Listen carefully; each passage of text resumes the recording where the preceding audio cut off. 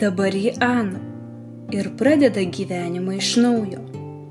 Dėl patyčių išvykusi ir vėl sugrįžusi neatpažįstamai pasikeitusi, priima bendraklasių pasiūlytą iššūkį praleisti naktį potvynio apsemtoje sodyboje, kuri garsėja šiurpiais įvykiais.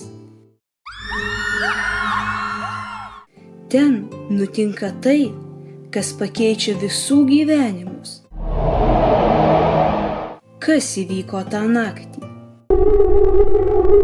Po įvykio sodyboje Ana susipažįsta su Matiejumi, kurį netikėtai įsimyli.